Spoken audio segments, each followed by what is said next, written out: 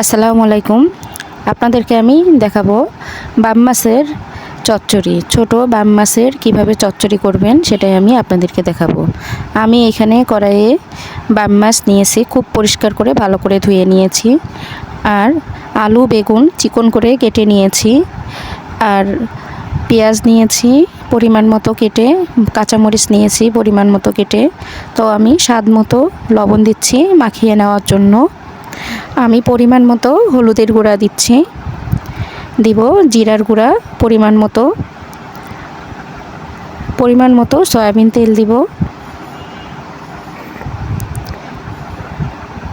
আমি হাত দিয়ে খুব ভালো করে মাছ সবজিগুলো সবগুলো আমি একসঙ্গে মাখিয়ে নেব। খুব ভালো করে আমি মেখে নেব, যেন ছোট মাছ সবসময় চেষ্টা করবেন মাখার কাছেই অর্ধেক রান্না হয়ে যাবে। তো যত মাখবেন আপনারা এই ছোট মাছ আলু বা বেগুন দিয়ে যে কোনো সবজি দিয়ে রান্না করলে আগে ভালো করে মেখে নেবেন। তো মাখার কাছেই তো অর্ধেক রান্না হয়ে যাবে, বাকি রান্নাটা চুলায় হবে। তো দেখুন আমি কিভাবে মেখে নিচ্ছি।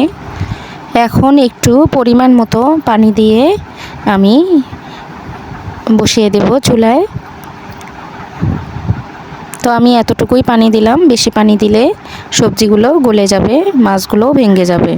তো আমি ঢাকনা দিয়ে 5 মিনিটের মতো ঢাকনা দিয়ে দিলাম। ঢাকনা খুলে আমি মাছগুলোকে নেড়ে নিচ্ছি।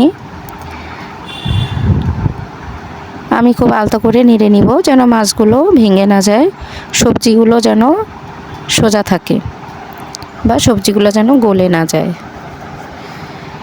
তো এভাবে আমার মাছ মোটামুটি রান্না হয়ে গেল।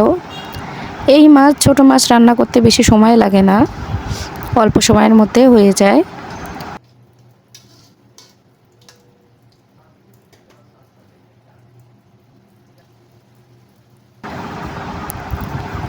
তো এইভাবেই আমি আবারও একটু জিরার গুঁড়া ছিটে দিলাম, যেন মাছের আষ্টে গন্ধটা না থাকে।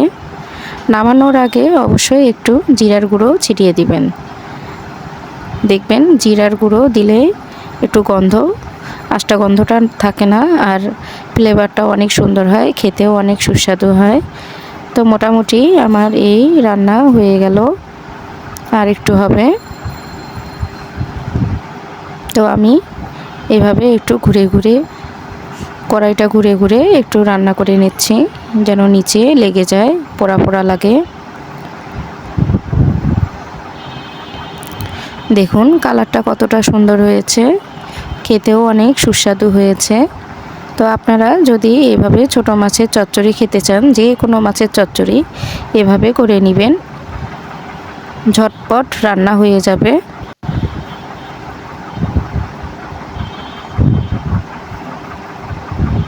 তো এইভাবে বাম মাছ আমি আপনাদেরকে রান্না করে দেখিয়ে দিচ্ছি। আমার এই রেসিপি যদি আপনাদের ভালো লাগে তাহলে অবশ্যই আমাকে সাবস্ক্রাইব করে আপনাদের পাশে রাখবেন।